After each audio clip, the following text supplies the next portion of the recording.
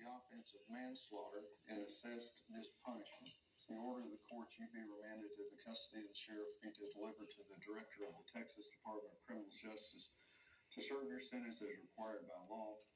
You will receive credit for all the time that you have served in custody on this case from the date of your original arrest up until today, which would be the date of sentence.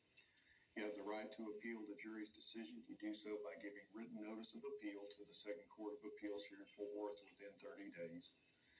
If you are indigent and cannot afford a lawyer, I would conduct an indigency hearing to determine if you are indigent. And if you are indigent, I would appoint a lawyer to represent you on appeal and provide you a record of this appeal of this trial at no cost.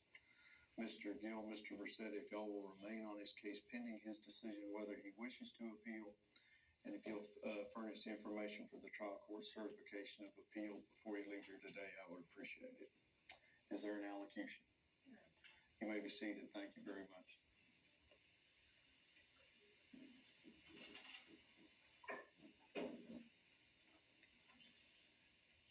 "11 years, 10 months, 2 days for Aaron Dean, former police officer, convicted in the manslaughter death of a Tatiana Jefferson, a woman who was at home babysitting her nephew.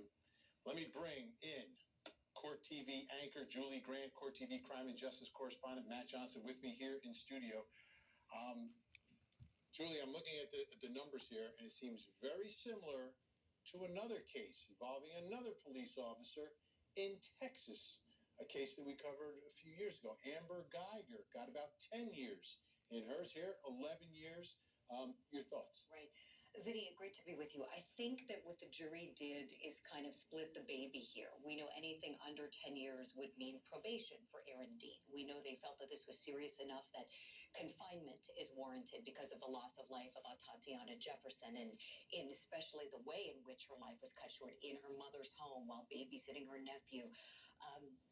Incredibly tragic facts of this case, and I think while the jury could have gone as high as 20 years on this one, I think that they kind of went right down the middle, ensuring that he would spend time behind bars as his punishment assessment, but also not going so far as to max out the possibilities under the law. So I think they kind of went straight down the middle on this one, and perhaps that was why they struggled. This was a long verdict watch, as we know, as we were waiting for them to arrive at a decision. For a punishment phase, yeah. I mean, they usually go quick in an hour or 2 hours. But this one, they were working inside that room. And they were sequestered during this. So it's been about a day and a half there in Texas where this is taking place, in the Dallas area, the Fort Worth. Yeah, this is the same jury that came down with that manslaughter verdict, but very stoic when you looked at him. You know, not much emotion in there. You have to be prepared, though. I mean, if you've got lawyers, they're going to prepare you for the moment. I mean, you're looking at 20 years.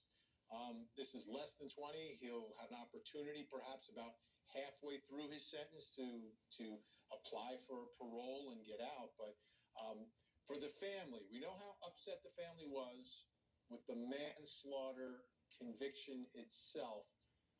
What are your thoughts here? Do you think there's going to be a sense of justice, or anything short of the maximum for a verdict that they didn't even think was appropriate? Right.